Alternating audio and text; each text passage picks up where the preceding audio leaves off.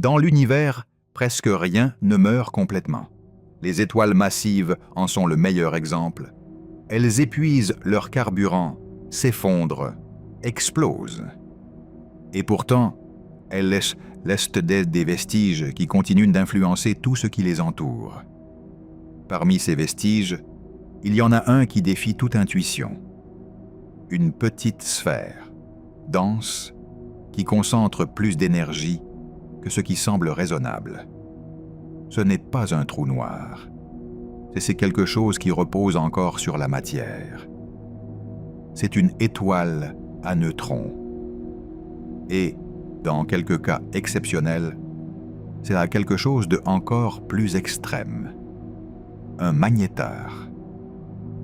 Pour arriver là, il faut remonter à la vie de l'étoile originale. Il s'agit d'étoiles avec des masses d'au moins 10 fois celles du Soleil.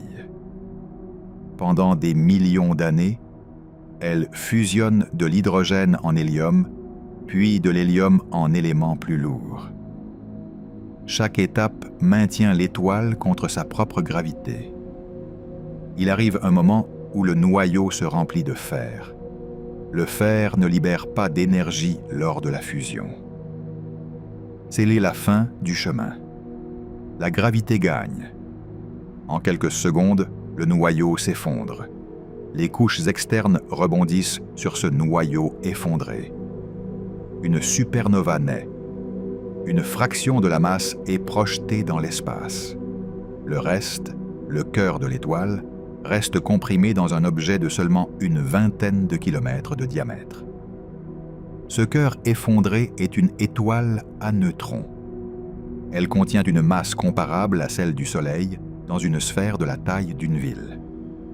La densité est tellement élevée qu'une cuillère à café de ce matériau pèserait des centaines de millions de tonnes. La gravité à la surface est gigantesque. Mais elle n'engloutit pas tout comme un trou noir. Il y a toujours une surface solide, une croûte, un endroit où les champs magnétiques se fixent. La plupart de ces étoiles et à neutrons ont un champ magnétique très fort. Mais dans ce que l'on considère comme normal pour ces objets, certaines se manifestent sous forme de pulsars, émettant des impulsions radio très régulières, tournant plusieurs fois par seconde. Les magnétars sont une autre histoire. Ce sont des étoiles à neutrons dont le champ magnétique a explosé à des valeurs qui ne correspondent pas à l'expérience quotidienne. On parle de champs allant jusqu'à 10 000 milliards de fois le champ magnétique de la Terre. En unité technique, de l'ordre de 10 à la 14e puissance à 10 à la 15e puissance Gauss, contre 10 à la 12e puissance Gauss pour une étoile à neutrons typique. Cette différence n'est pas un simple détail numérique. Elle change la façon dont la matière, la lumière et même le vide quantique autour de l'objet se comportent. La théorie suggère que pour générer un champ pareil, deux facteurs se combinent. D'une part, la compression du champ magnétique original de l'étoile lors de l'effondrement. D'autre part, une sorte de dynamo interne alimenté par une rotation initiale très rapide du noyau nouvellement formé, avec des centaines de tours par seconde. Lorsque ces conditions s'alignent, le résultat est un magnétar. À sa naissance, un magnétar n'est pas seulement magnétique. Il est extrême en tout. Sa surface atteint, pendant un bref moment, des températures proches de ce milliard de degrés. À ces températures, les photons thermiques ont des énergies comparables à la masse au repos d'un électron. Des paires particules-antiparticules apparaissent et disparaissent sans cesse. La frontière entre matière et radiation cesse d'être nette. En même temps, l'objet tourne à des vitesses qui frôlent la limite de ce que la physique permet, sans qu'il se désintègre. l'équateur se déplace à des fractions significatives de la vitesse de la lumière. S'il tournait beaucoup plus vite, la force centrifuge arracherait de la matière de sa surface. Tout cela s'ajoute à la gravité écrasante et à la densité nucléaire de l'intérieur. En quelques kilomètres cubes, on rencontre des limites de température, de gravité, de magnétisme et de rotation qui, dans d'autres contextes, ne sont imaginées que dans un trou noir, là où l'on ne peut rien observer. Ce qui est le plus déroutant, c'est que malgré cette combinaison d'extrêmes, le magnétar ne s'effondre pas immédiatement. Il est stable, ou du moins assez stable pour durer des milliers d'années. Son champ magnétique freine son mouvement comme un frein cosmique qui transforme l'énergie de rotation en rayonnement à haute énergie. C'est pourquoi les magnétares observés tournent généralement lentement, avec des périodes de plusieurs secondes, beaucoup plus lentes que les pulsars à millisecondes. Cette décélération nous permet de mesurer la force du champ. Plus il ralentit vite, plus ce champ invisible est intense. C'est ainsi que naissent les estimations qui les placent comme les aimants les plus puissants de l'univers connu. Ici, une différence clé apparaît avec les trous noirs. Un trou noir est un horizon. Tout ce qui traverse cette limite devient inaccessible. Son champ gravitationnel est énorme, mais il n'a ni surface solide ni croûte où la tension pourrait s'accumuler. Le magnétar, lui, en a une. Il a une structure, il a des couches, il a une croûte rigide soumise à des tensions brutales. Et un champ magnétique qui se tord et pousse de l'intérieur vers l'extérieur. Il n'a pas besoin de dévorer de la matière pour rester violent. Son énergie est stockée dans le champ et dans la rotation. Ce que nous voyons, chaque fois que nous détectons une explosion de rayons X ou de rayons gamma, c'est une petite fuite de ce réservoir interne. Quand on rassemble tout, l'image est claire. Un magnétar est le cadavre d'une étoile qui résiste à s'éteindre. Il a concentré dans une sphère de 20 km une masse solaire. Il a élevé sa température à des niveaux où la matière se comporte comme un plasma presque pur des particulés et de radiation. Il a tourné si vite qu'il a frôlé la limite de la rupture. Il a amplifié son champ magnétique à des valeurs qui rendent tout aimant humain insignifiant. Et après tout ça, il ne s'est pas effondré en un trou noir. Il est resté là, en équilibre précaire, comme un laboratoire naturel de physique extrême. Cet équilibre n'est qu'apparent. Il y a des tensions accumulées dans la croûte. Il y a des courants à l'intérieur qui soutiennent le champ. Il y a de l'énergie qui cherche un chemin pour s'échapper. Chaque petit ajustement peut libérer une quantité d'énergie équivalente à celle produite par des millions de soleils pendant un instant. Ce sont des neutrons, des protons, des électrons, des champs magnétiques. Les mêmes ingrédients que nous connaissons, poussés à une limite où nos équations fonctionnent encore, mais au bord. Le magnétar nous dit quelque chose d'inconfortable. Nos théories décrivent ces conditions, mais peut-être seulement de manière approximative. Dans les détails, dans les petites divergences entre le calcul et l'observation, peut se cacher une nouvelle physique. Imaginons un instant que le magnétar disparaisse et qu'il ne reste que son champ magnétique. Rien d'autre. Pas de croûte, pas de neutrons, pas de noyau. Seulement des lignes de champ traversant l'espace. À l'échelle humaine, cela n'a pas de sens. Nous associons toujours le magnétisme à quelque chose de matériel. Un aimant, un fil avec du courant, un électroaimant dans une ferraille. Autour d'un magnétar, cette intuition se brise. Le champ est si dominant que la matière semble un détail secondaire. Ce qui prime, c'est le magnétisme. L'étoile est presque une excuse pour le maintenir. Sur Terre, nous coexistons avec des champs magnétiques faibles. Le champ terrestre guide les boussoles et aide à dévier les particules chargées du vent solaire. Il a une intensité de quelques fractions de Gauss. Un aimant de réfrigérateur atteint environ 100 Gauss. Un scanner à résonance magnétique médicale travaille avec des champs allant jusqu'à plusieurs dizaines de milliers de Gauss. Cela nous semble déjà énorme, au point qu'il faut retirer les objets métalliques de la salle car ils sont littéralement projetés. Dans une étoile à neutrons normale, le champ peut atteindre les milliards de Gauss. Impressionnant. Cependant, un magnétar va plus loin, plusieurs ordres de grandeur au-dessus. Dans un magnétar, le champ peut dépasser les 10 à la puissance 14 ou 10 à la puissance 15 Gauss. C'est un nombre difficile à digérer. Une façon de l'imaginer est de penser à l'énergie stockée.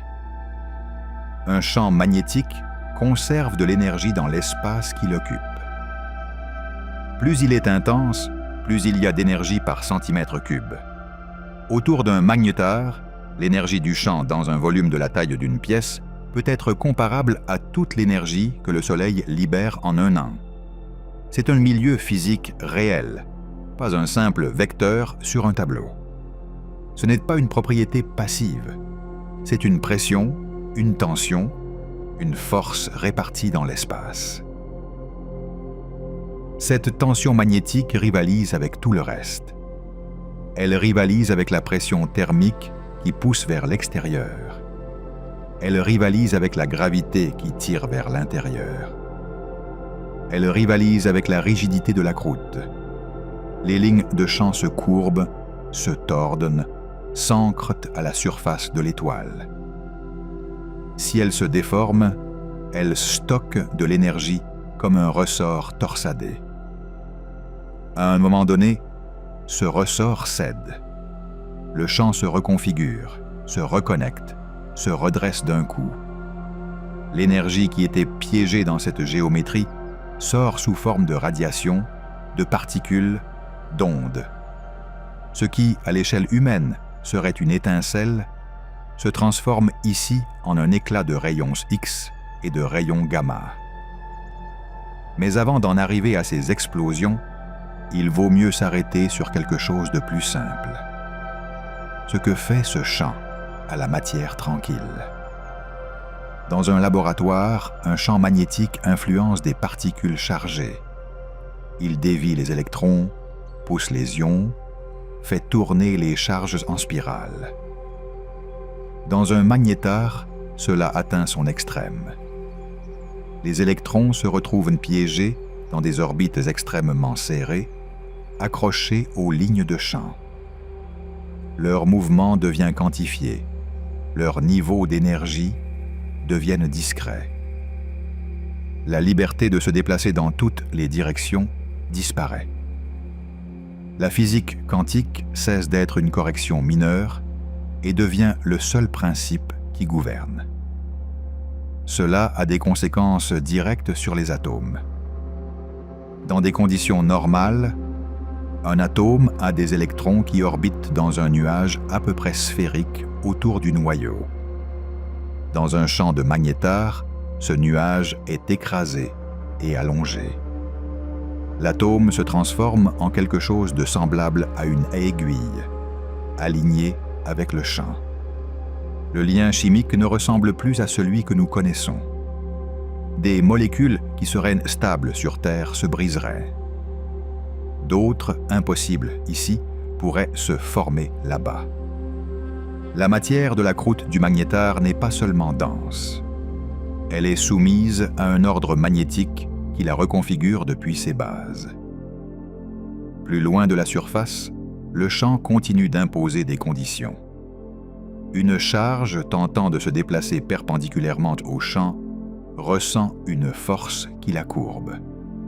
Si l'énergie est faible, le champ gagne. La charge est forcée de suivre les lignes. Et c'est pourquoi l'environnement autour du magnétar est rempli de particules qui circulent le long du champ, comme si elles circulaient sur des voies invisibles. Des yachts structures, appelées magnétosphères et magnétocônes, se forment, similaires en concept à celles de la Terre, mais poussées à l'extrême. Là-bas, les particules sont accélérées à des énergies énormes. Ces particules, en se courbant, émettent de la radiation. Ainsi naît une grande partie de la brillance persistante de ces objets en rayon X. À des distances encore plus grandes, le champ s'affaiblit, mais il reste intense comparé à tout ce qui est humain. Si nous pouvions rapprocher un objet quotidien, même à des milliers de kilomètres, les courants induits pourraient le désintégrer. Un morceau de métal serait soumis à des forces internes qui le déchireraient. Des molécules organiques complexes se briseraient. Tout support magnétique d'information serait effacé. Il n'est pas nécessaire d'avoir un horizon des événements ni une gravité infinie. Le champ magnétique seul suffit à redéfinir ce que signifie survivre près de l'un de ces cadavres stellaires. Dans ce contexte, l'étoile à neutrons cesse d'être le centre de l'histoire. Le protagoniste, c'est l'énergie du champ. C'est le champ qui draine la rotation, qui transforme l'énergie mécanique en radiation, qui déforme la croûte, qui accélère les particules, qui réorganise la matière. L'intérieur de l'étoile nourrit le champ, mais ce que nous observons de loin, ce sont ses effets. Chaque impulsion, chaque éclat, chaque variation dans l'intensité des rayons X est une signature de la façon dont ce champ change. C'est comme lire l'activité d'un moteur sans le voir, en observant seulement la fumée, la vibration et le bruit. Le détail le plus profond, c'est que ce champ ne domine pas seulement la matière. Il commence à se déplacer sur un terrain plus subtil. Il s'approche d'une échelle où le vide lui-même cesse d'être neutre. En physique quantique, le vide n'est pas un rien parfait. Il est rempli de fluctuations. Des paires de particules et d'antiparticules apparaissent et disparaissent en très peu de temps. La plupart du temps, ces fluctuations ne laissent aucune trace observable. Elles sont comme du bruit de fond. Cependant, si un champ électrique ou magnétique suffisamment intense est introduit, ce bruit répond. Le vide se polarise. Il se comporte comme un milieu. Un magnétar fonctionne très près de cette limite. Son champ magnétique atteint et dépasse la valeur critique à partir de laquelle les équations de l'électrodynamique quantique prédisent des effets étranges. La lumière qui passe par là ne voit plus l'espace comme une scène transparente et homogène. Elle voit un milieu qui la traite différemment selon sa polarisation.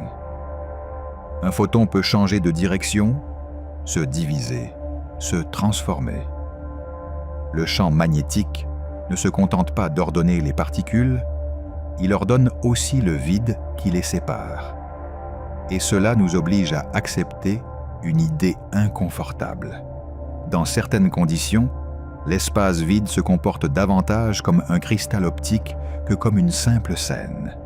Ce qui est fascinant, c'est que pour étudier ce régime, il ne suffit pas de construire un aimant plus grand sur Terre.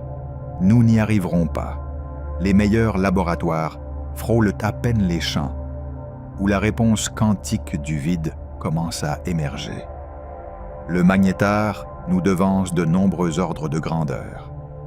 C'est l'expérience que nous ne pourrons jamais mettre en place, déjà assemblée, tournant silencieusement dans un coin de la galaxie.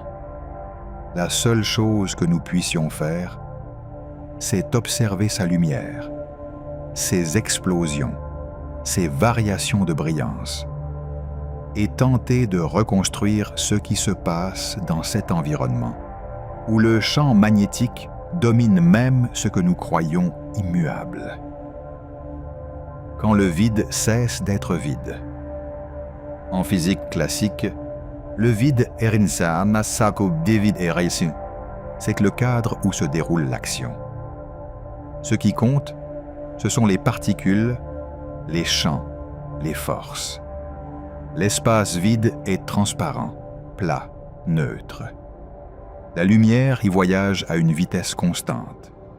Elle ne ralentit pas, ne se courbe pas, ne change pas de nature, sauf si elle rencontre de la matière ou de la gravité.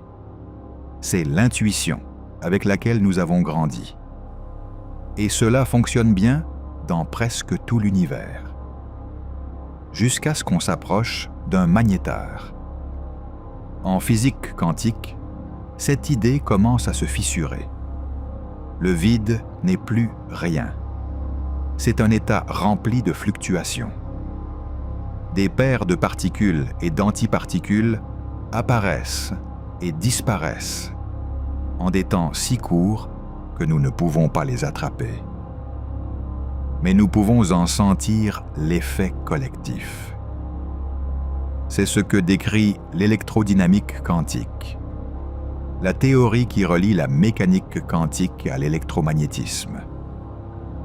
Selon cette théorie, si l'on soumet le vide à un champ électrique ou magnétique très intense, ces fluctuations réagissent, le vide se polarise, il se comporte comme un milieu physique, avec des propriétés optiques mesurables. Il existe une échelle qui marque la limite entre champ fort et champ extrême. Elle s'appelle le champ critique de Schwinger. C'est la valeur à partir de laquelle le champ est si intense qu'il peut efficacement arracher des paires électrons-positrons du vide.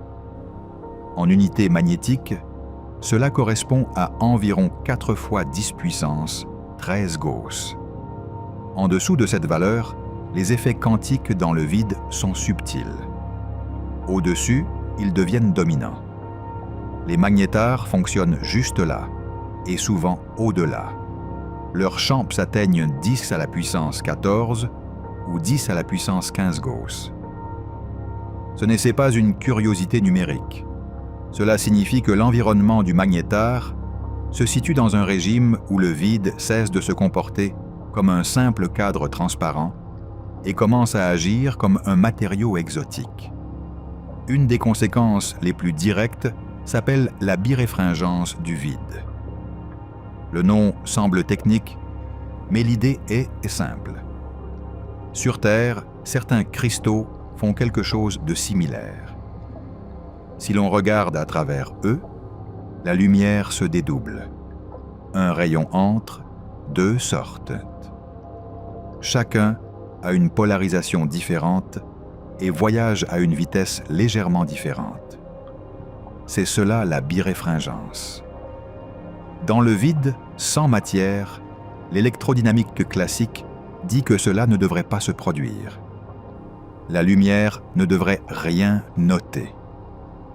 Cependant, l'électrodynamique quantique prédit qu'en présence d'un champ magnétique extrême, le vide devient biréfringent. La lumière, avec une polarisation différente, ressent un indice de réfraction différent. Elle voyage comme si l'espace était un cristal invisible. Les magnétars sont les candidats naturels pour observer cet effet. Ils émettent des rayons X polarisés depuis leur surface chaude et depuis leur magnétosphère. Cette lumière doit traverser un environnement dominé par le champ magnétique. Si le vide est biréfringent, la polarisation devrait sortir très ordonnée. C'est justement ce que commencent à montrer les nouvelles observations avec des satellites de polarimétrie de rayons X. Des missions comme IXPE ont mesuré des degrés de polarisation très élevés chez les magnétars, dans certains cas supérieurs à 40 ou 50%, avec des variations en fonction de l'énergie et de la phase de rotation qui correspondent aux prévisions des modèles incluant la biréfringence du vide. Ce n'est pas encore une preuve unique, mais c'est une évidence croissante que, autour de ces objets, le vide se comporte comme un véritable milieu optique. La biréfringence n'est pas le seul effet quantique du vide en jeu. Il existe des processus plus radicaux. L'un d'eux est la division des photons. Dans des conditions ordinaires, un photon ne se divise pas en deux juste parce que. Il doit interagir avec de la matière ou d'autres champs pour redistribuer son énergie. Dans un champ magnétique extrême, la situation change. L'électrodynamique quantique permet à un photon de haute énergie de se transformer en deux photons de moindre énergie, même en l'absence de matière. Le champ agit comme un catalyseur. C'est un processus non linéaire. Il ne se produit pas à faibles intensités, mais dans l'environnement d'un magnétar, cela peut devenir pertinent. La théorie montre qu'au-dessus du champ critique, la probabilité de division des photons augmente et peut rivaliser avec d'autres processus, comme la création de pairs. Si l'on regarde le spectre de radiation d'un magnétar avec cette idée en tête, on obtient un nouvel outil. La radiation gamma très énergétique peut se transformer en une cascade de photons de moindre énergie avant de s'échapper. Cela adoucit le spectre, atténue la partie la plus dure et redistribue l'énergie. Au lieu d'imaginer que la lumière que nous mesurons est sortie intacte de la surface ou de la magnétosphère, nous devons accepter qu'elle est passée par un filtre quantique actif. Ce filtre dépend de l'intensité du champ, de la géométrie des lignes magnétiques et de l'angle avec lequel la radiation se propage. Ce n'est pas un simple détail technique. Cela affecte la manière dont nous inférons les propriétés de l'objet à partir de la lumière que nous recevons. À cela s'ajoute la polarisation. La combinaison de la biréfringence et de la division des photons fait que les modes de la lumière se mélangent, se séparent et se recombinent. Un faisceau initialement peu polarisé peut ressortir beaucoup plus ordonné après avoir traversé la région proche du magnétar. La direction du champ sélectionne les modes préférés. C'est pourquoi la polarimétrie est si précieuse. Elle ne nous dit pas seulement à quel point l'émission est forte. Elle nous donne des informations sur la structure du champ magnétique et sur la présence d'effets quantiques dans le vide. Chaque variation de l'angle de polarisation au cours de la rotation du magnétar est un indice sur la façon dont les lignes de champ sont orientées dans l'espace. Ces phénomènes font des magnétars des laboratoires uniques pour tester l'électrodynamique quantique dans un régime inaccessible sur Terre. Des expériences comme PVLCS tentent de détecter la biréfringence du vide avec des lasers intenses et des champs magnétiques forts en laboratoire. Mais même ainsi, les champs atteints sont des millions de fois plus faibles que ceux d'un magnétar. Ce qui, dans un laboratoire, est une correction minuscule, autour de ces objets, devient un effet dominant. C'est pourquoi il y a tant d'intérêt à combiner les observations de rayons X polarisés, les modèles théoriques et les simulations numériques. Chaque magnétar observé apporte un point sur la carte de la façon dont le vide quantique se comporte sous un stress extrême. Le vide près d'un magnétar n'est pas un fond passif. C'est un milieu qui peut diviser les photons de haute énergie, altérer la vitesse de propagation de la lumière en fonction de sa polarisation et amplifier la cohérence de la radiation. La frontière entre matière, champ et espace devient floue. La lumière ne voyage plus à travers un cadre neutre. Elle voyage à travers un environnement qui la sélectionne, la filtre et la réorganise. La croûte impossible et les tremblements de terre stellaire. La surface d'un magnétar ne ressemble à rien que nous puissions fouler. Ce n'est ni de la roche, ni de la glace, ni du métal au sens quotidien.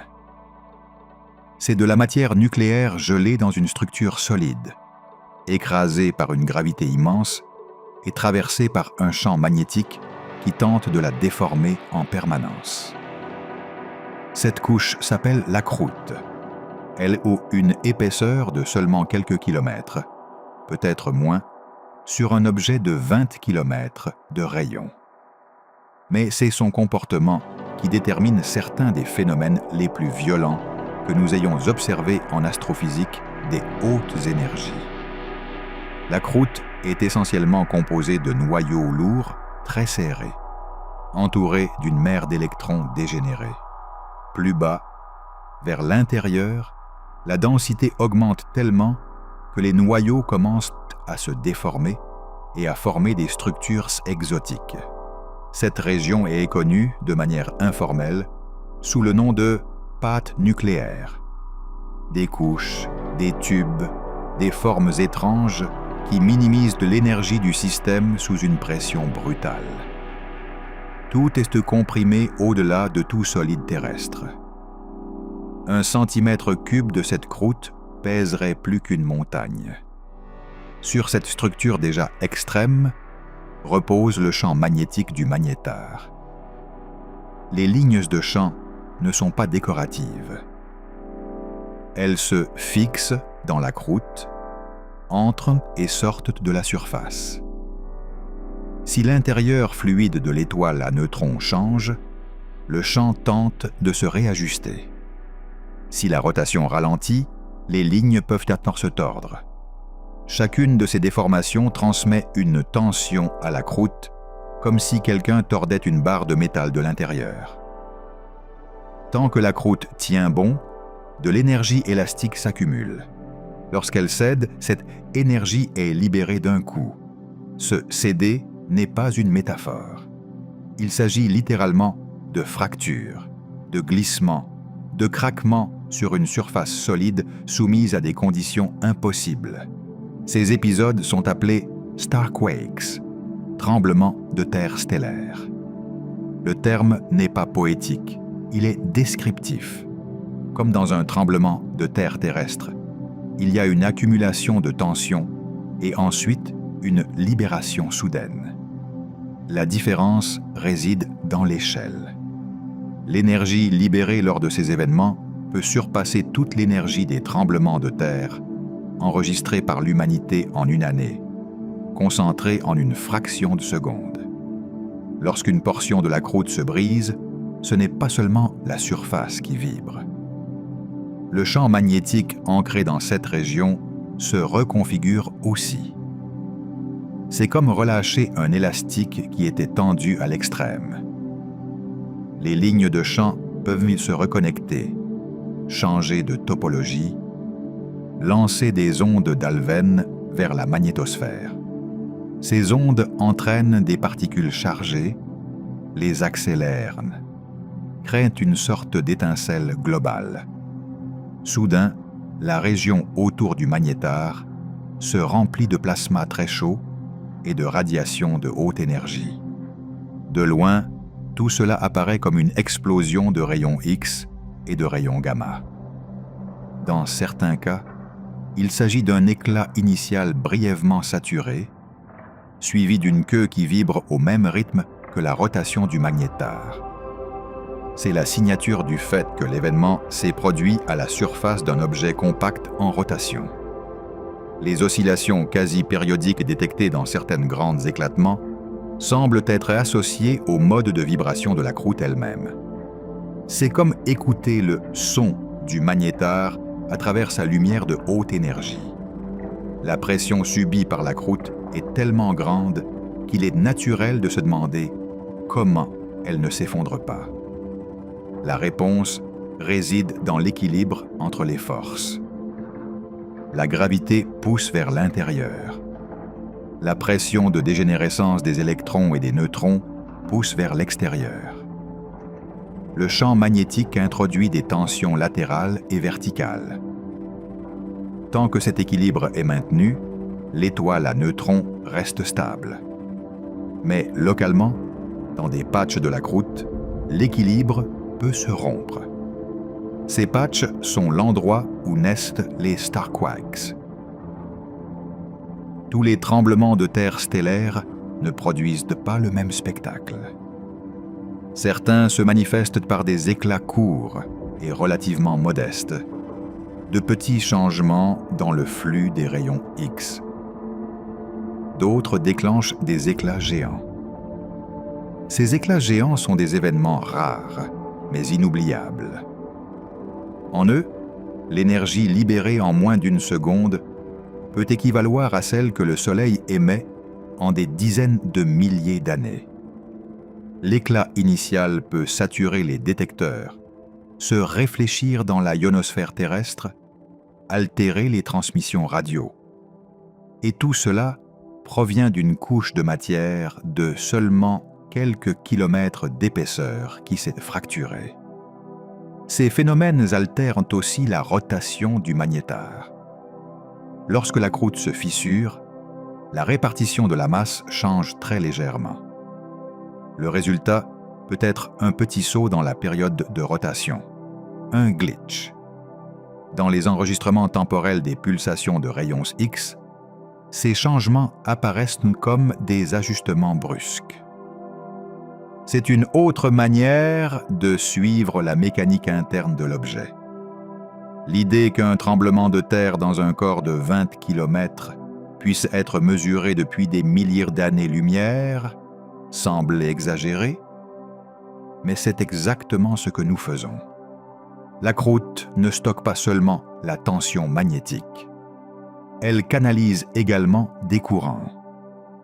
En se fracturant, elle peut modifier les chemins préférentiels pour le flux d'électricité à l'intérieur de l'étoile et de sa magnétosphère. Ce changement dans les courants altère le motif du champ. Imaginez une dynamo qui change soudainement de configuration interne. Le champ peut s'intensifier à certains endroits, s'affaiblir à d'autres, ouvrir de nouvelles lignes qui connectent des régions auparavant isolées.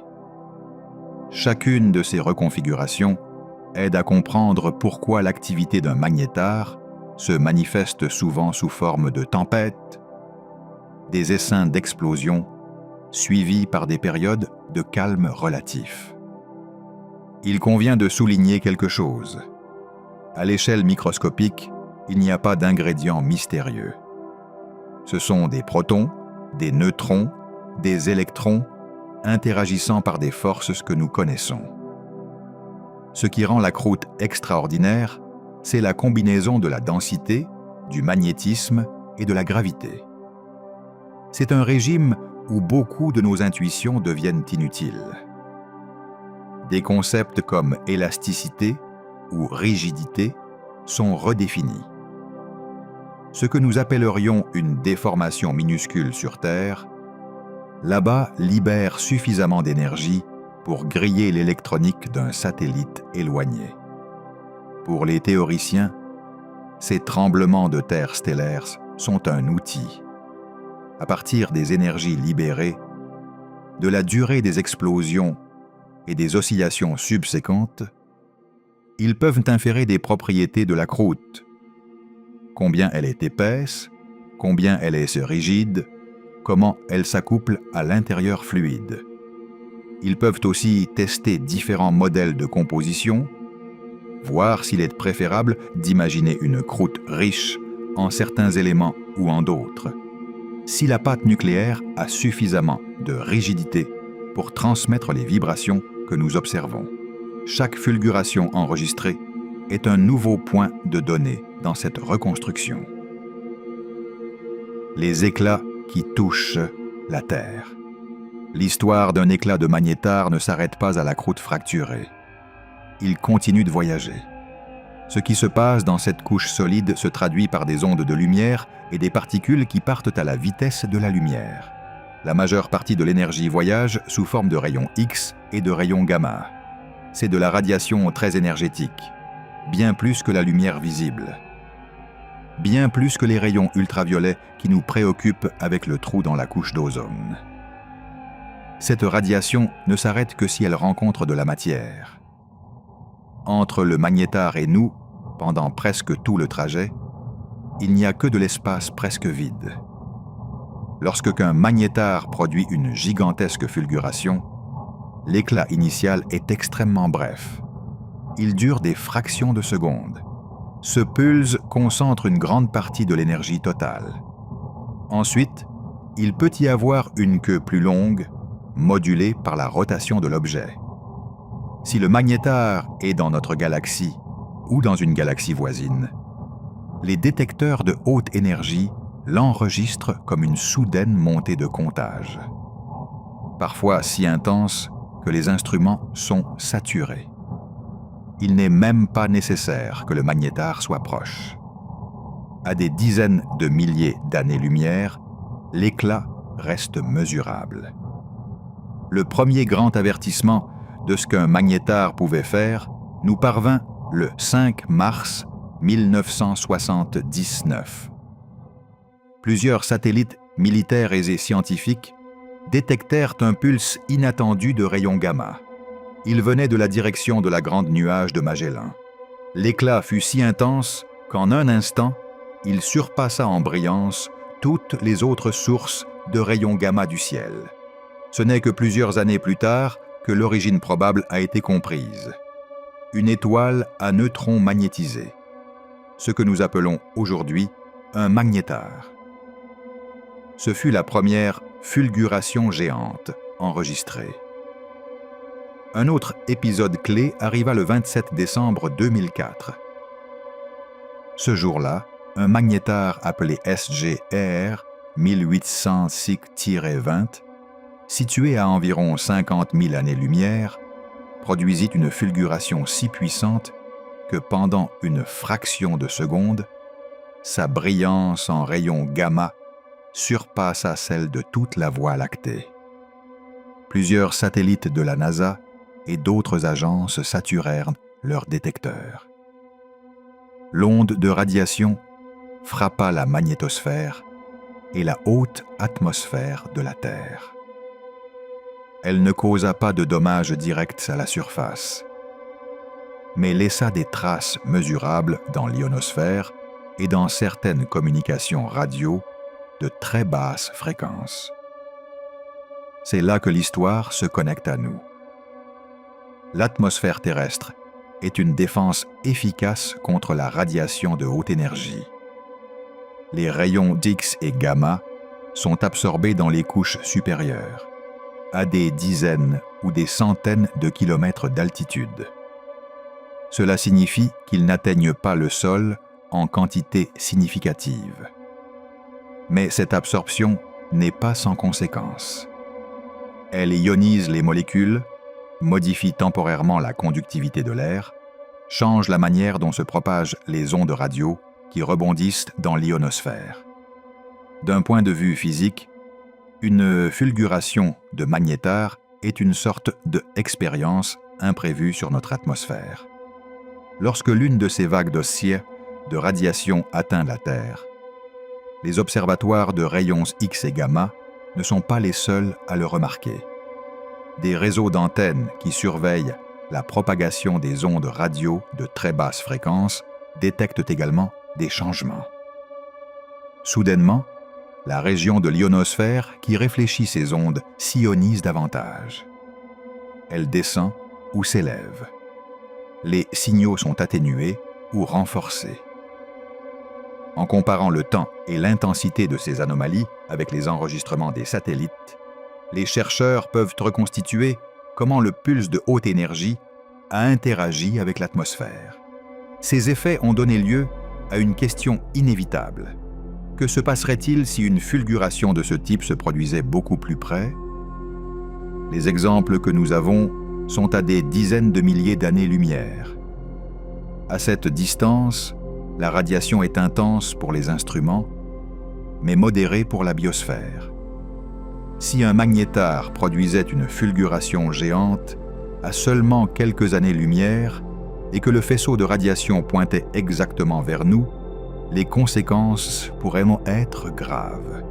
Des modèles théoriques suggèrent qu'il pourrait y avoir une altération importante de la couche d'ozone, une augmentation temporaire du flux de radiation ultraviolette à la surface et des effets sur la chaîne biologique. C'est un scénario extrême et nous ne connaissons aucun magnétar dangereux aussi proche. Mais cela illustre le pouvoir de ces éclats. Au-delà des spéculations, il est certain qu'aujourd'hui, nous utilisons ces événements comme outils. Chaque fois qu'un magnétar s'allume, nous obtenons des données sur la structure de son champ magnétique, sur sa croûte et sur la manière dont la radiation de haute énergie se propage dans l'espace interstellaire. Nous testons aussi notre infrastructure technologique. Satellites, détecteurs, systèmes de communication, tous sont soumis à un pic de radiation qui sert, de facto, de test de résistance. Jusqu'à présent, les impacts observés ont été faibles, mais ils ont été suffisants pour nous rappeler que nous vivons sous un ciel actif. Il existe un autre niveau où ces éclats touchent la Terre, celui du temps. Chaque photon que nous détectons d'une fulguration géante est sorti de l'environnement du magnétar il y a des milliers, parfois des centaines de milliers d'années. Ce que nous voyons aujourd'hui est l'écho d'une fracture qui a eu lieu à une époque où la Terre avait une autre histoire, d'autres climats, des formes de vie très différentes. Le signal met tellement de temps à arriver que probablement, quand nous le recevons, le magnétar a déjà changé. Peut-être que son champ s'est affaibli. Peut-être que sa croûte s'est stabilisée. Peut-être qu'il n'est plus un magnétar actif. Observer ces éclats, c'est regarder un fichier de processus qui se sont produits dans un passé lointain. Pour mieux les comprendre, les astronomes comparent les fulgurations géantes, les fulgurations intermédiaires et les éclats plus modestes. Ils analysent les durées, les énergies, les formes de pulsation, les queues oscillantes. Ils cherchent une logique derrière l'imprévisibilité apparente. La question est simple. Existe-t-il un modèle? Y a-t-il un cycle?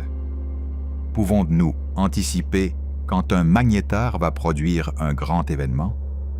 Jusqu'à présent, la réponse est négative. Des tempêtes d'éclats ont été détectées, des périodes actives suivies de longs silences. Mais il n'y a pas de calendrier clair. Cela fait de chaque détection une surprise. Cette imprévisibilité devient encore plus intrigante lorsque nous élargissons la gamme de fréquences. Toute l'énergie d'un magnétar n'est pas émise sous forme de rayons X ou gamma. Parfois, ce que nous voyons, ce sont des éclats en radio. Des signaux extrêmement brefs, de millièmes de seconde, avec une énergie énorme comprimée dans cet éclat. Certains viennent de notre galaxie et peuvent être associés à des magnétars connus. D'autres viennent de très loin, d'autres galaxies, et sont si intenses que pendant un instant, elles rivalisent avec l'énergie radiée par des étoiles entières. Ces signaux portent un nom spécifique. Les Fast Radio Bursts, FRBS, ce sont l'un des énigmes les plus jeunes de l'astrophysique moderne. Découverts il y a un peu plus d'une décennie, ils ont obligé à revoir tout le catalogue des sources compactes possibles. Parmi ces sources, les magnétars occupent une place privilégiée. Les fulgurations qui frappent notre atmosphère et modifient l'ionosphère ne sont qu'un aspect de l'histoire. L'autre se trouve dans ces éclats radio qui semblent provenir d'objets compacts qui, dans de nombreux cas, se comportent comme des magnétars en mode extrême. Le mystère des éclats de radio. Au début, les éclats rapides de radio semblaient être une erreur de l'instrument. Des pulsations très brèves, de millisecondes, qui apparaissaient une seule fois dans un point du ciel et ne revenaient jamais. Lorsqu'on a examiné les données avec attention, elles étaient toujours là. Elles étaient réelles. Elles étaient intenses.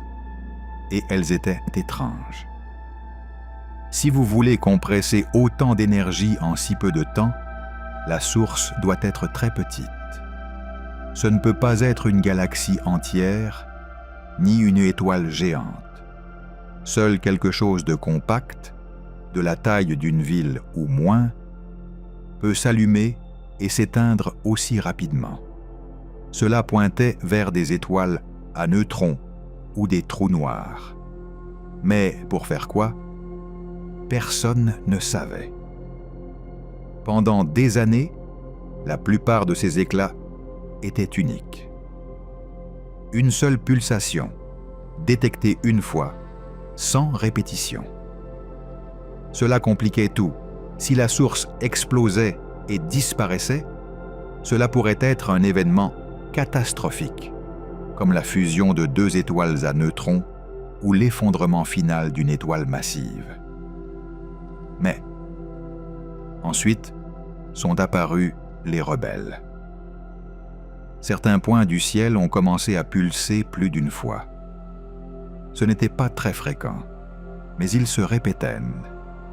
Parfois, quelques jours après, parfois quelques mois. C'était suffisant pour écarter les scénarios qui détruisaient la source. Quoi qu'il en soit, elle survivait pour émettre à nouveau. Ces éclats ont été baptisés Fast Radio Burst, FRB, et ceux qui se répétaient ont été appelés Repeaters. Ils ont été un cadeau pour les astronomes. Un FRB unique est un éclat qui arrive, est enregistré et s'en va. Il n'y a pas de seconde chance. En revanche, un répétiteur permet quelque chose de crucial: organiser des campagnes d'observation. Plusieurs radiotélescopes peuvent pointer au même endroit, attendre, accumuler des heures de silence, jusqu'à ce qu'une nouvelle pulsation arrive enfin. Cette répétition est ce qui permet de disséquer le signal, de mesurer comment la fréquence change pendant le pulse, comment l'intensité varie, comment la radio est polarisée. Chaque nouvelle rafale ajoute une couche de détails. L'étape suivante a été de découvrir d'où elle venait. En mesurant la dispersion de la signal, on peut estimer combien de matière elle est à traverser dans son voyage. Cette dispersion agit comme un indicateur de distance. Les premiers calculs ont montré quelque chose de surprenant. De nombreux FRB semblent provenir de distances cosmologiques à des milliards d'années-lumière. Cela implique des énergies énormes dans la source. Cela signifie que ce qui dure des millisecondes dans nos détecteurs a pu libérer, dans ce souffle, autant d'énergie que le Soleil en plusieurs jours entiers. Si ces énergies proviennent d'un objet de la taille d'une ville, la conclusion est inévitable. Nous sommes face à une physique extrême. Pendant longtemps, tout n'était que des indices. Nous savions que la source était compacte. Nous savions qu'elle ne se détruisait pas en émettant. Nous savions que dans certains cas, elle se répétait. Il manquait une connexion directe avec un objet concret. Cette connexion est arrivée lorsque plusieurs radiotélescopes ont détecté un éclat radio de millisecondes provenant d'un magnétar de notre propre galaxie, en même temps que des satellites de rayons X et gamma enregistraient une fulguration du même endroit.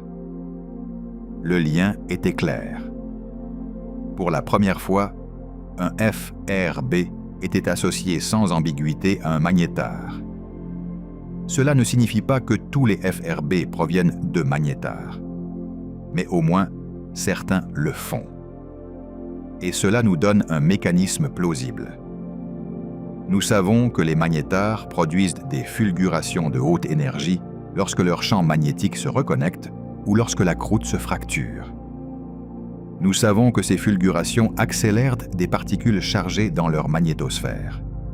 Le défi est de générer des ondes radio, une radiation de fréquence bien plus basse que les rayons X et gamma. Il ne suffit pas que les particules émettent. Elles doivent le faire de manière cohérente, comme un laser, pour atteindre la brillance observée. La théorie qui domine aujourd'hui le débat propose quelque chose comme cela. Dans une région externe du magnétar, des lignes de champ magnétique très tordues se rompent et se reconnectent. Cette réorganisation crée des champs électriques transitoires très puissants. Ces champs accélèrent les électrons à des vitesses relativistes. Les électrons, en se déplaçant dans le champ magnétique intense, émettent de la radiation synchrotron. Dans des conditions normales, cette radiation serait faible. Mais si le plasma est organisé d'une certaine manière, les électrons peuvent émettre en phase, de manière cohérente. La radiation est brutalement amplifiée et sort sous forme d'un faisceau étroit d'ondes radio. Si ce faisceau traverse la Terre, nous voyons un FRB. S'il pointe ailleurs, l'événement passe inaperçu. Les répétiteurs ajoutent de la complexité. Certains, comme le fameux FRB 121102, émettent des rafales par grappe. Des jours hyperactifs, avec des dizaines de pulsations, suivis de semaines ou de mois de silence. Lorsqu'on analyse statistiquement ces cycles, une structure apparaît. Des périodes d'activité répétitive ont été identifiées. Cela ne signifie pas que chaque cycle produit des éclats, mais qu'il existe des fenêtres préférées où la source est plus bavarde. Cela pointe vers une modulation externe. Quelque chose, peut-être une orbite binaire ou une précession de l'axe du magnétar, ouvre et ferme la fenêtre dans laquelle le faisceau nous atteint.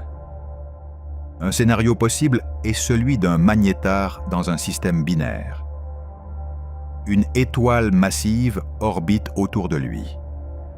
Chaque fois que le magnétar s'approche de son compagnon, les marées étirent sa croûte et tendent son champ. Le stress s'accumule et se libère sous forme de starquake et de fulgurations. Certaines de ces fulgurations produisent des ondes radio cohérentes. Si l'axe du faisceau s'incline suffisamment, cette radio atteint la Terre.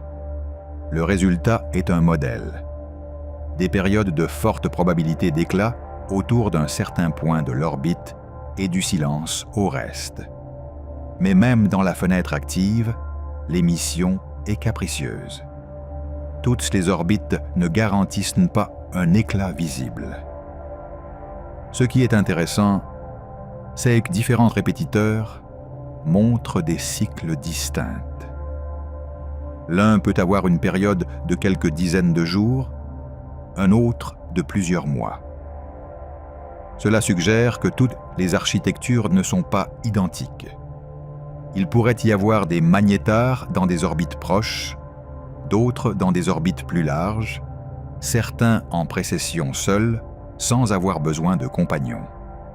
Le détail de ces cycles nous parle de masse, de distance et de géométrie que nous essayons encore de reconstruire. Des modèles évoquent de petites corps en orbite, des disques de débris, voire une précession induite par des déformations internes du magnétar. Il n'y a pas encore de consensus, et, comme toujours en science, il y a des voix sceptiques. Tous les répétiteurs ne s'intègrent pas bien dans le modèle des magnétars. Certains sont trop énergétiques. D'autres montrent des durées ou des structures de pulsation difficiles à concilier avec les modèles actuels. Cela ouvre la porte à la possibilité de populations multiples. Peut-être que certains FRB sont produits par des magnétars jeunes dans des galaxies, avec une forte formation d'étoiles.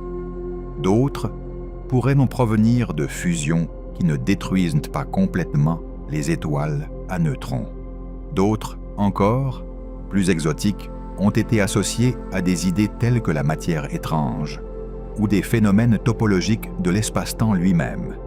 Pour l'instant, les magnétars restent l'explication la plus sobre et la mieux soutenue pour une part importante des FRB, mais probablement pas les seuls protagonistes. Pendant ce temps, même sans savoir exactement comment chaque pulsation se produit, nous utilisons déjà les FRB comme outil. Le signal radio traverse l'univers en passant à travers le gaz ionisé entre les galaxies. Ce gaz disperse le signal, retardant davantage les fréquences basses que les hautes. En mesurant combien le pulse est étiré en fréquence, on peut estimer combien d'électrons libres il a traversé. C'est une façon de peser la matière normale qui vit dans l'espace entre les galaxies, cette matière que nous ne voyons pas avec les télescopes optiques. Les FRB sont ainsi devenus des sondes de la structure du cosmos. Ils sont aussi un recensement indirect d'objets compacts.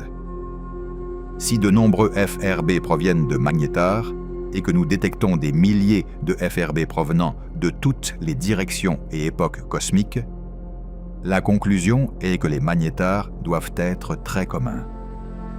Nous ne voyons pas la plupart d'entre eux directement. Nous ne détectons que les sources qui, par hasard géométrique, pointent leurs faisceaux vers nous au bon moment.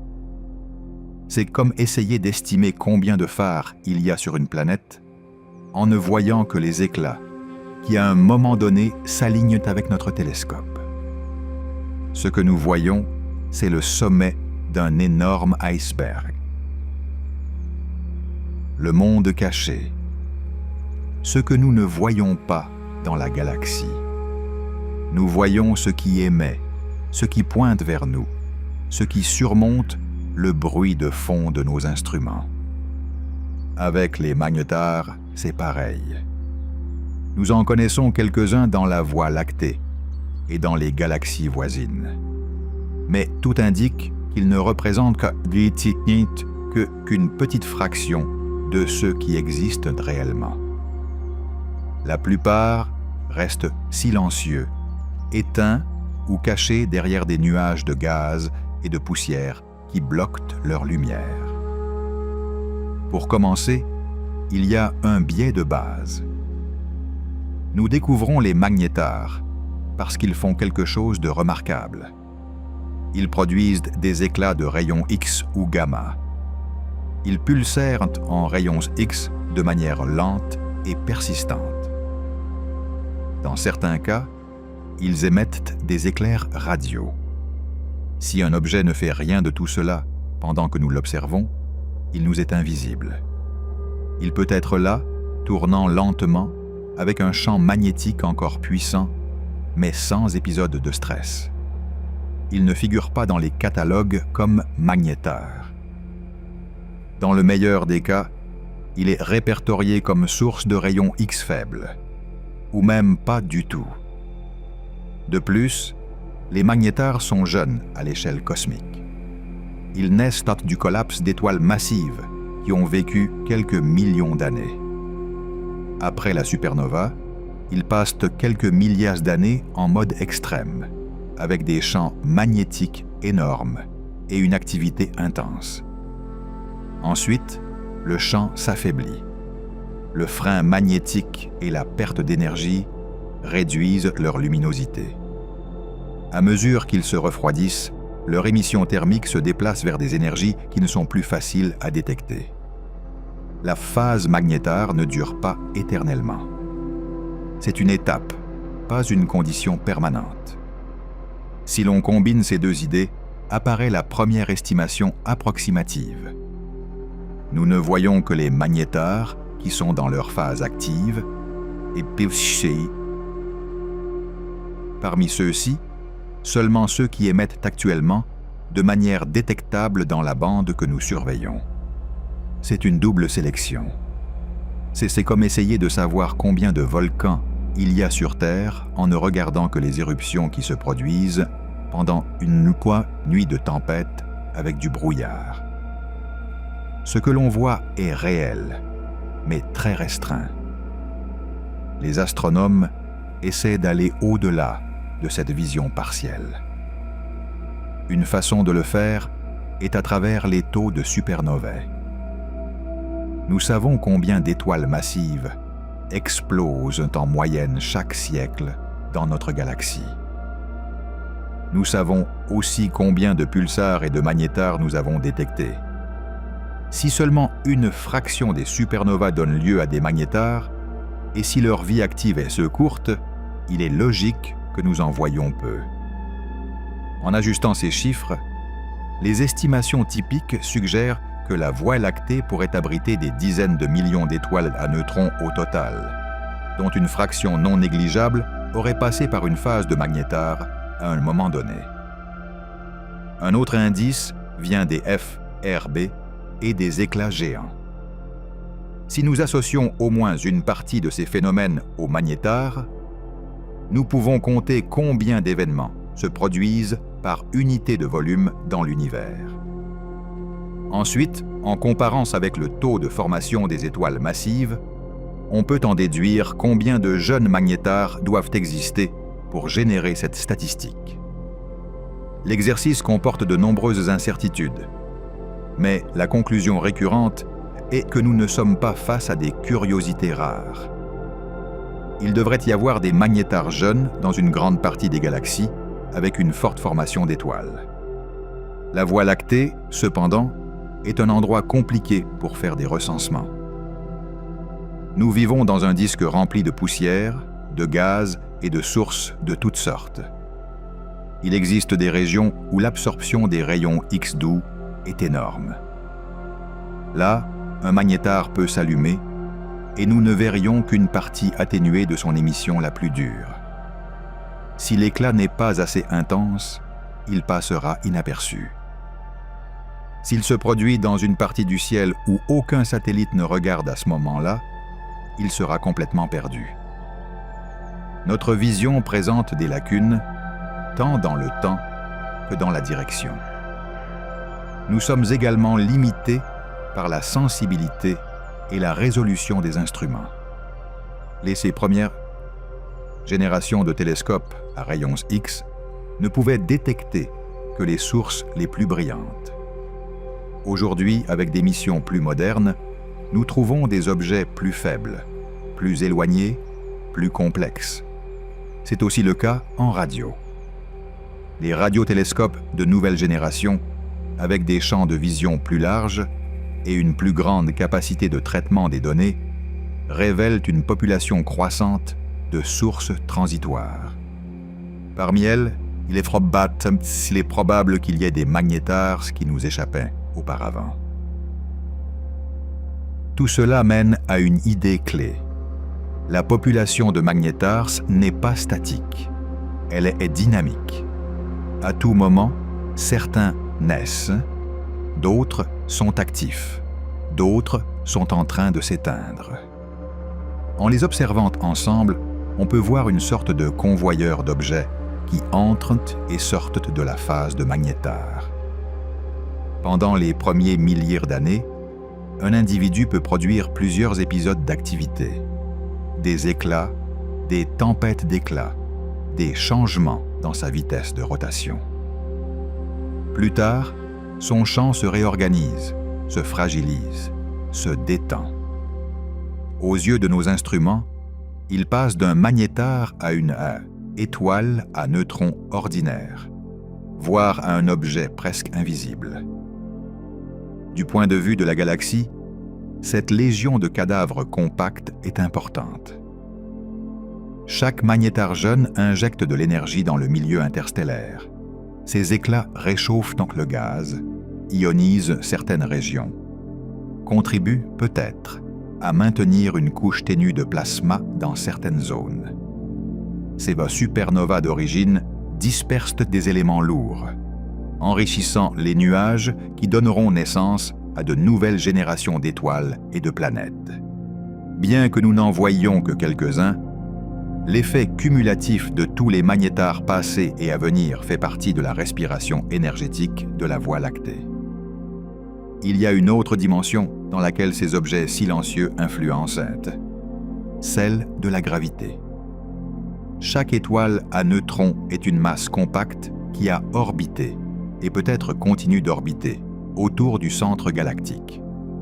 Certaines sont dans des systèmes binaires, d'autres ont été expulsées par des coups asymétriques lors de la supernova et traversent le halo à des vitesses de centaines de kilomètres par seconde. Elles transportent avec elles leur champ magnétique, leur histoire d'activité, leur potentiel de réactivation en épisodes isolés. Une galaxie mature comme la nôtre est en partie un cimetière d'étoiles compactes en mouvement. Tout cela fait que tenter de dresser la carte des magnétars est un défi fascinant. Il ne suffit pas de lister ceux que nous connaissons. Il faut en déduire ceux que nous ne voyons pas. Pour cela, on utilise des modèles de population. On simule la naissance d'étoiles massives, leur évolution, leurs explosions, et on leur assigne des probabilités pour que les restes deviennent des magnétars. Ensuite, on suit la vie de ces objets, leur trajectoire, leurs phases actives. Le résultat est une sorte de galaxie synthétique que l'on peut comparer aux observations réelles. En ajustant les paramètres, on tente de combler l'écart entre ce que l'on observe et ce que l'on attend. Les résultats sont clairs sur un point. Ce que nous voyons n'est que la surface. Pour chaque magnétar identifié, il devrait y en avoir beaucoup plus qui n'ont jamais été classifiés comme tels. Certains ont été actifs lorsque personne ne regardait. D'autres se sont éteints trop rapidement. D'autres sont cachés dans des directions que nos instruments couvrent mal. Ce n'est pas une conspiration du cosmos. C'est simplement la conséquence de disposer d'instruments limités dans un univers énorme. Du côté humain, cela change la façon dont nous concevons ces objets. Ils ne sont plus des bêtes rares, isolées, mais deviennent une partie naturelle du cycle de vie des étoiles massives. Presque toutes les galaxies avec des régions de formation stellaire devraient produire des magnétars de manière régulière. Certains de ces magnétars auront des vies tranquilles. D'autres seront à l'origine de FRB. D'autres produiront des éclats géants. Aucun n'a une pancarte qui l'identifie à l'avance. Nous savons seulement comment ils se comportent une fois qu'ils sont en activité. Et voici le lien avec le reste de l'univers. Si notre galaxie, qui n'est pas particulièrement extrême, abrite une population cachée de magnétars, que se passe-t-il dans des galaxies plus actives? Quand un magnétar se déguise en autre chose. Quand on regarde le catalogue des phénomènes extrêmes de l'univers, les magnétars apparaissent rarement en première ligne. On y trouve des explosions de rayons gamma, des supernovas superlumineuses, des transitoires rares qui s'allument et s'éteignent sans s'inscrire dans aucune catégorie classique. Dans beaucoup de ces cas, le moteur central n'a pas de visage. On ne voit que le résultat final, du gaz chaud qui se dilate, des jets relativistes, de la lumière qui monte et descend suivant des courbes douces. C'est là que les magnétars commencent à apparaître comme des suspects silencieux. Prenons les explosions de rayons gamma courtes. Ce sont des éclairs d'énergie élevée qui durent moins de 2 secondes. Pendant ce souffle, ils émettent autant d'énergie que le Soleil durant toute sa vie.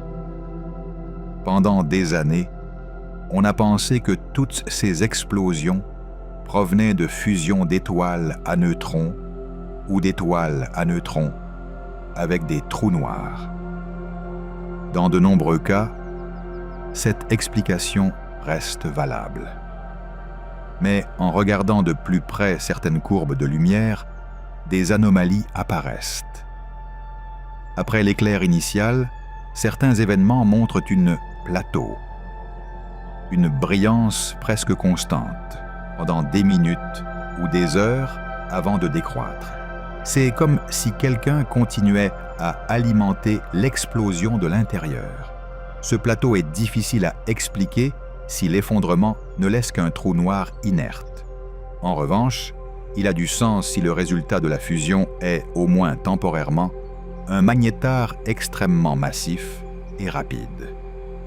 Cet objet, tout juste né, tourne des centaines de fois par seconde. Son champ magnétique est colossal. À mesure que le champ freine la rotation, l'énergie de rotation est libérée et injectée dans le plasma expulsé.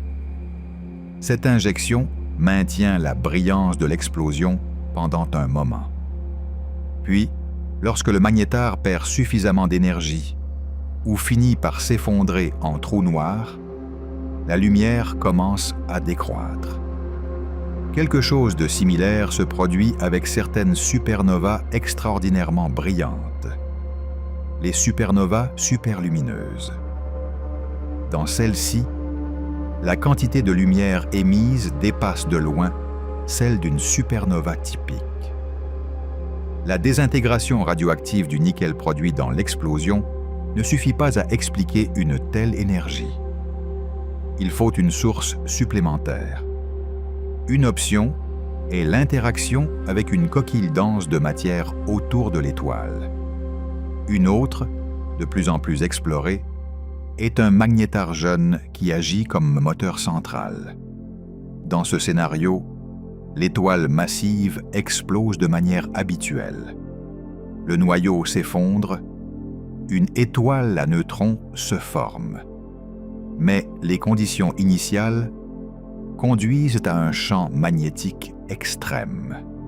Un magnétar naît. Pendant les premiers jours et semaines, cet objet perd rapidement de l'énergie de rotation. L'énergie se dépose dans la matière expulsée par la supernova, la chauffe de l'intérieur, la fait briller davantage et pendant plus longtemps. Le résultat est une courbe de lumière large, très lumineuse, qui ne nécessite pas des quantités impossibles de nickel radioactif. Ces idées ne sont pas pure spéculation. Lorsque des modèles de supernovas superlumineuses sont ajustés aux observations, les paramètres représentant un magnétar prennent des valeurs raisonnables pour une étoile à neutrons jeune et extrême. Il n'est pas nécessaire de violer aucune loi connue. Il suffit d'accepter que la nature, dans certains cas, pousse la combinaison de rotation et de magnétisme jusqu'à la limite. Le magnétar devient une sorte de batterie interne qui alimente l'explosion bien au-delà de l'éclat initial. Parfois, le magnétar peut être la conséquence, et non la cause, d'un événement majeur. Imaginons la fusion de deux étoiles à neutrons. Le résultat final pourrait être un trou noir. Mais entre la fusion et cet effondrement définitif, il peut exister une phase intermédiaire. Un objet hypermassif, soutenu temporairement par sa rotation et sa pression interne. Pendant cette période, le noyau peut se comporter comme un magnétar extrême. Son champ organise le plasma, lance des jets, alimenter l'émission électromagnétique. Quand finalement la rotation ne suffit plus à maintenir cette structure, l'objet s'effondre et le moteur s'éteint. Vu de loin, tout cela se mélange. Une fusion formant un magnétar de courte durée de vie peut être perçue comme une explosion de rayons gamma courte avec un plateau. Une supernova avec un magnétar central peut être vue comme une supernova superlumineuse. Et, dans les deux cas, si le jet pointe dans une direction différente, ou si l'environnement absorbe une partie du signal, le résultat peut être un transitoire à haute énergie qui ne correspond à aucune catégorie simple.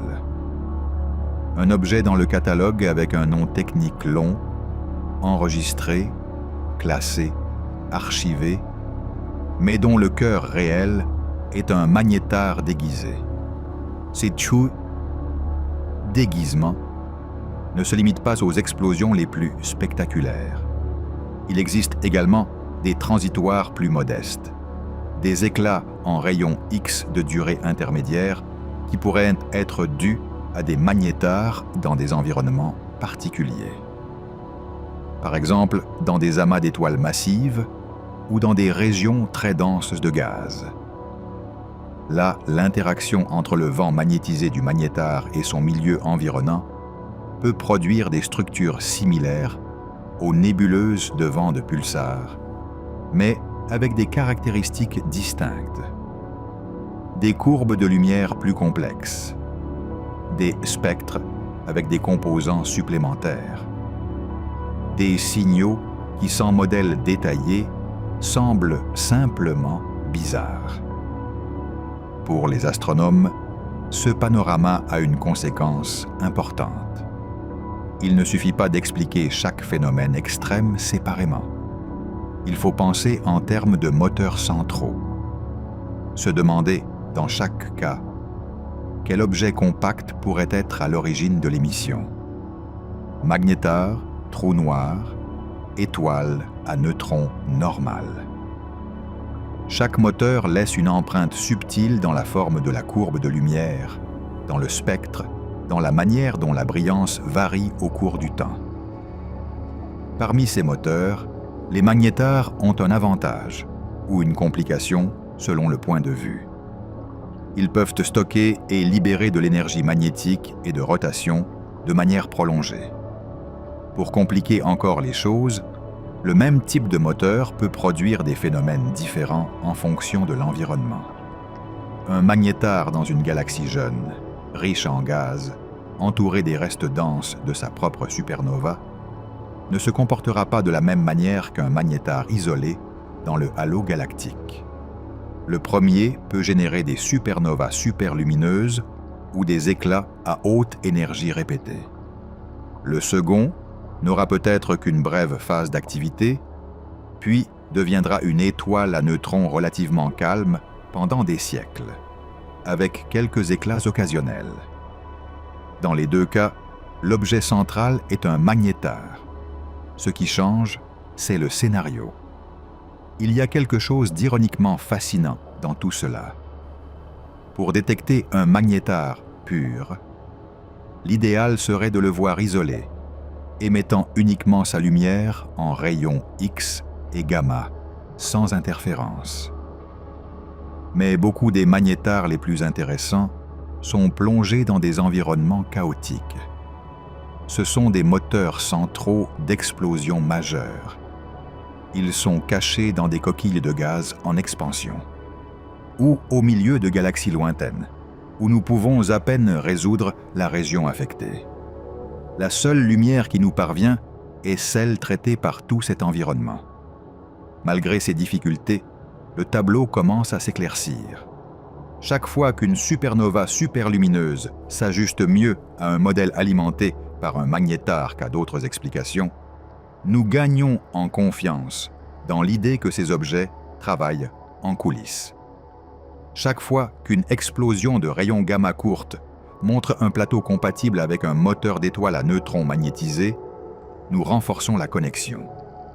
Avec le temps, la question cesse d'être « les magnétars sont-ils réels comme moteurs centraux ?»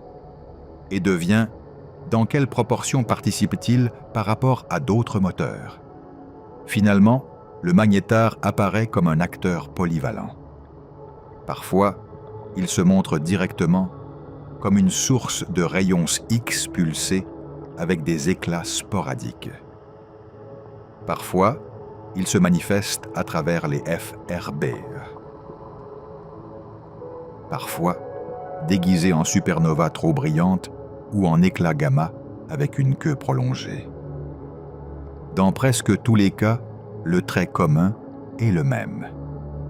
une énorme réserve d'énergie de rotation et magnétique qui est libérée dans un environnement compact. Tout cela nous conduit à un autre aspect clé de l'histoire. Si un magnétar peut maintenir, alimenter ou modeler d'énormes explosions dans son environnement, il peut aussi influencer la chimie du gaz qui l'entoure. Un moteur central ainsi ne se contente pas d'éclairer. Il peut aussi aider à créer et à disperser des éléments lourds. Et c'est là que nous entrons dans un domaine où la connexion avec nous est bien plus directe. L'origine des matériaux dont nous sommes faits.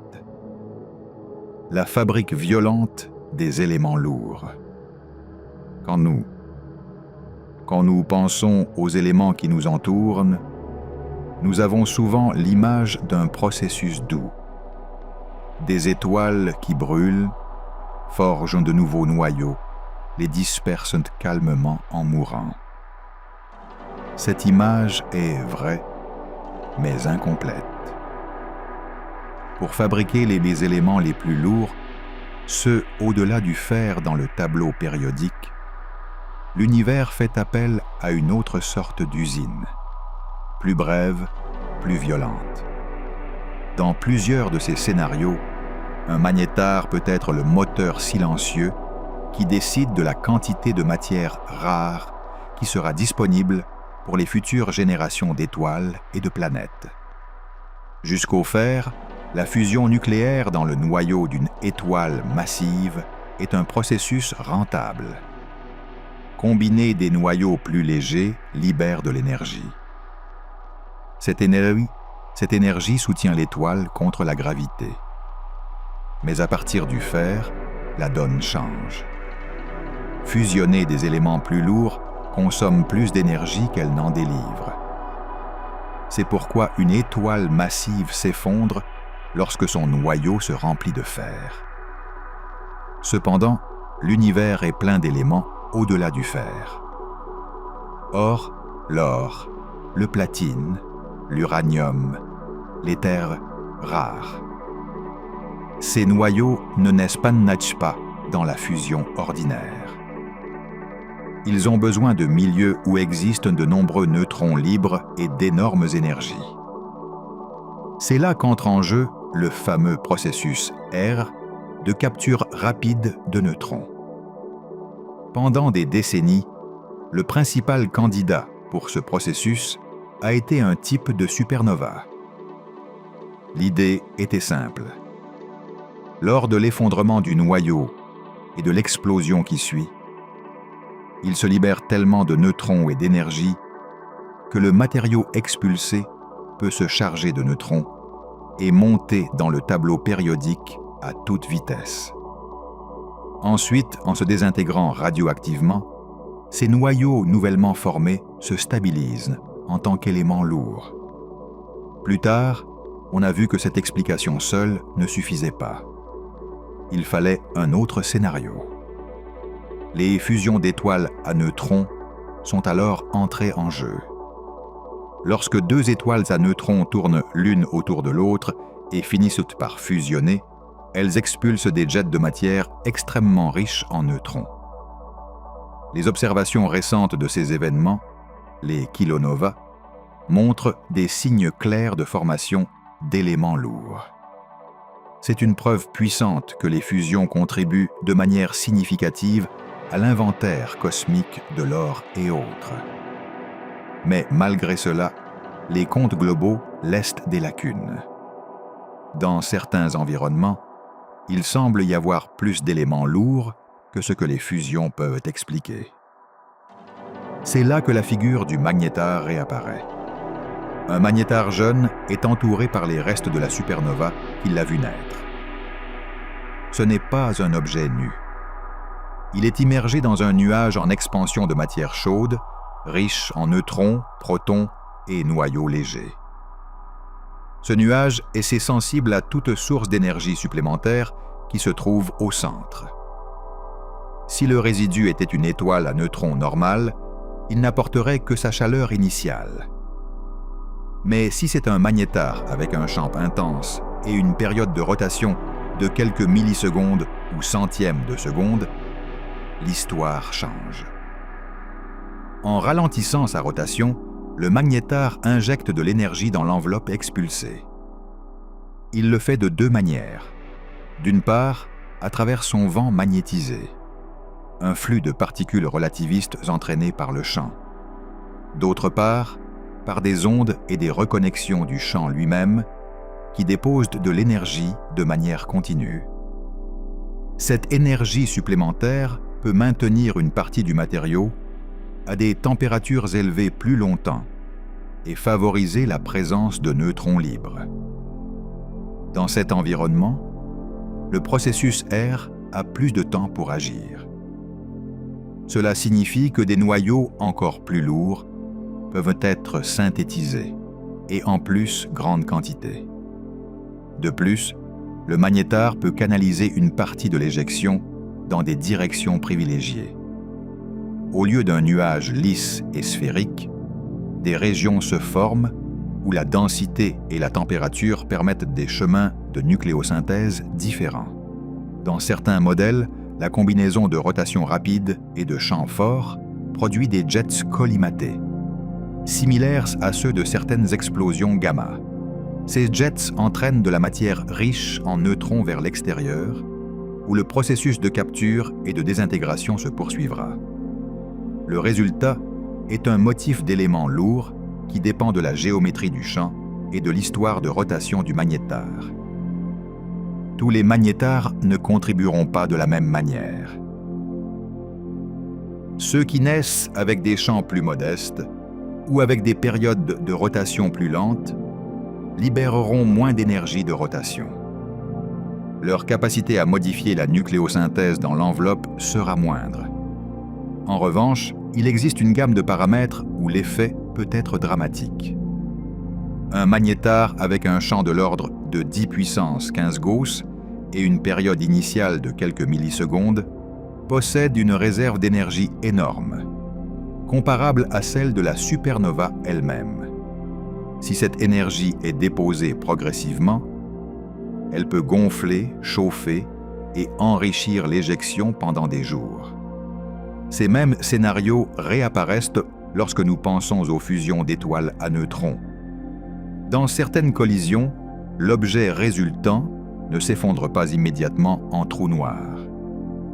Il peut exister, pendant des secondes ou des minutes, un noyau hypermassif qui se comporte comme un magnétar extrême.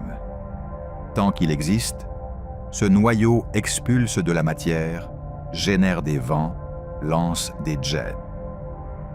Toute cette activité se déroule dans un environnement déjà saturé de neutrons à cause de la fusion elle-même.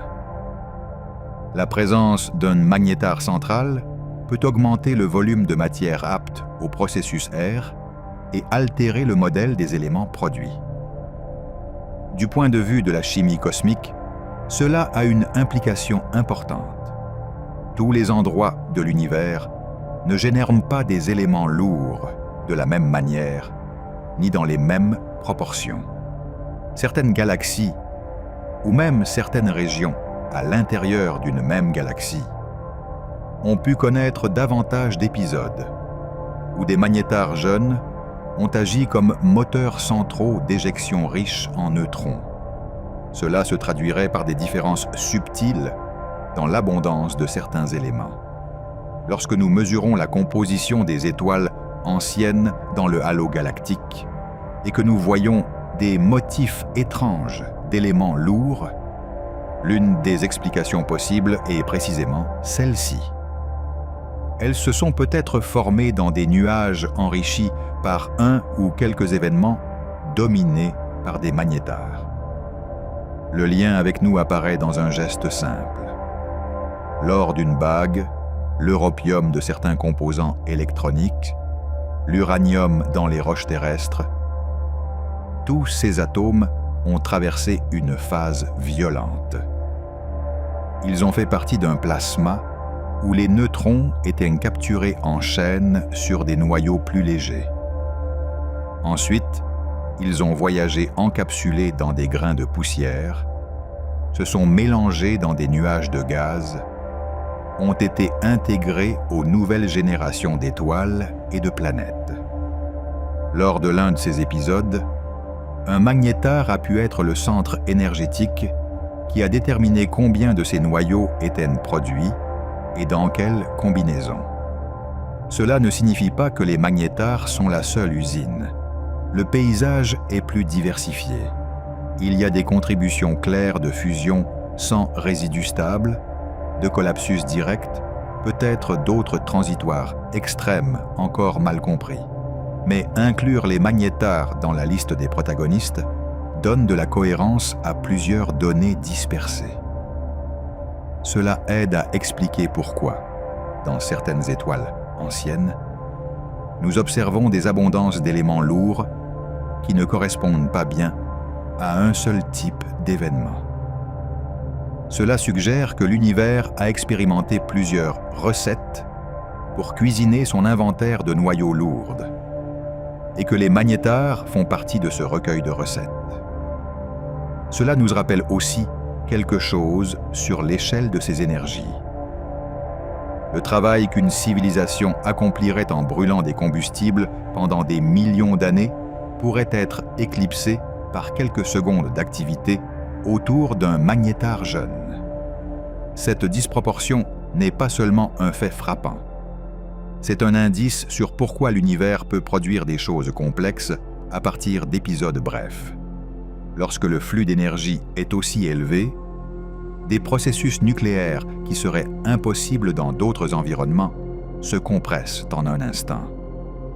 Au fond, le rôle des magnétars dans la chimie du cosmos renforce l'idée que ces cadavres stellaires ne sont pas seulement des curiosités théoriques. Ils ont des conséquences directes sur la matière dont sont faits les planètes, les roches et les êtres vivants. Leur activité laisse des traces dans les spectres stellaires, dans la composition des météorites, dans les propriétés des galaxies lointaines. Que cela nous plaise ou non, une partie de l'histoire de notre propre matière passe par ces environnements où un champ magnétique colossal, pendant un bref intervalle de temps, a réorganisé des noyaux et des neutrons. Le noyau indescriptible. À l'intérieur d'un magnétar, il n'y a pas de lumière, il n'y a pas de croûte solide, ni de vide polarisé, ni d'explosion visible. Il y a de la matière comprimée au-delà de l'expérience humaine. Nous savons qu'à l'intérieur, plusieurs fois la masse du Soleil peuvent tenir dans une sphère de seulement 20 km. Nous savons que la densité dépasse celle d'un noyau atomique. Le reste, pour l'instant, ce sont des modèles, des hypothèses et des limites. L'image la plus simple parle de couches. À la croûte externe, des noyaux et des électrons très serrés. Plus profondément, une zone où les noyaux se déforment et forment des structures de pâte nucléaire. Encore plus profondément, une mer de neutrons presque purs, avec une fraction de protons et d'électrons qui maintient la neutralité électrique. Dans cette mer, la physique quantique dicte que les neutrons peuvent devenir des superfluides et les protons des supraconducteurs. Autrement dit, des flux qui se déplacent sans friction, des courants qui circulent sans résistance. Dans un magnétar, le champ magnétique traverse tout cela. Pas seulement la surface.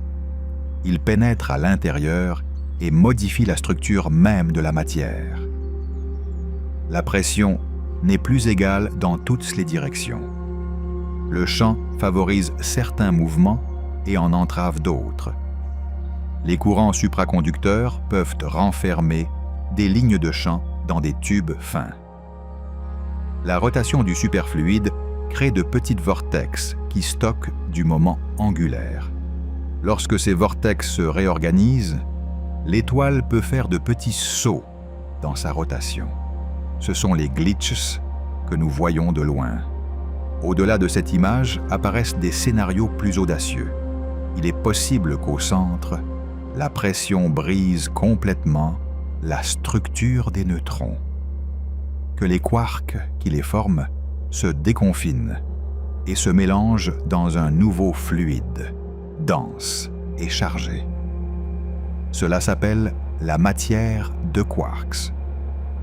Des états encore plus exotiques ont aussi été proposés, comme la matière étrange, où des quarks, dits étranges, s'ajoutent au jeu et pourraient stabiliser un noyau distinct, plus compact. Il n'y a pas de consensus. Ce sont des idées soutenues par des calculs et des analogies avec la physique des particules, mais toujours sans preuve directe. Les magnétars, avec leur combinaison extrême de densité et de champ, sont un bon endroit pour chercher des indices. La manière dont ils se refroidissent avec le temps nous dit quelque chose sur les particules capables de transporter de la chaleur vers l'extérieur. La façon dont ils ralentissent leur rotation et comment ils réagissent aux star-quarks nous parle de la rigidité de leur couche interne et de la manière dont le superfluide et la croûte s'accompagnent. À l'avenir, des signaux d'ondes gravitationnelles provenant d'étoiles à neutrons déformés ou en collision pourraient en apporter plus d'informations. Chaque nouvelle mesure réduit l'espace des possibilités. Il y a une limite qu'il convient de se rappeler. Nous ne verrons jamais l'intérieur d'un magnétar de manière directe. Il n'y aura pas de photo du noyau. Ce que nous aurons, ce sont des modèles de plus en plus raffinés, ajustés à un ensemble croissant de données. Masse mesurée avec précision, rayons estimés, histoire de refroidissement, motifs d'activité, peut-être des vibrations enregistrées sous forme d'ondes gravitationnelles. À partir de cela, nous éliminerons les équations d'état qui ne conviennent pas et conserverons celles qui conviennent. En attendant, ces objets ont un double rôle. Ce sont des laboratoires naturels de matière ultra dense et aussi des rappels de nos frontières. Ils nous montrent jusqu'où vont aujourd'hui nos théories. Au-delà de cette frontière, il existe une physique que nous pressentons, mais que nous ne savons pas encore écrire clairement.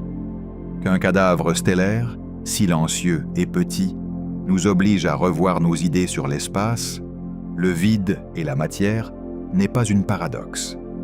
C'est justement le signe que dans l'univers réel, les règles ne sont pas simples, et que parfois, les objets qui ne sont pas des trous noirs peuvent aussi nous conduire jusqu'au bord de ce que nous sommes capables de comprendre.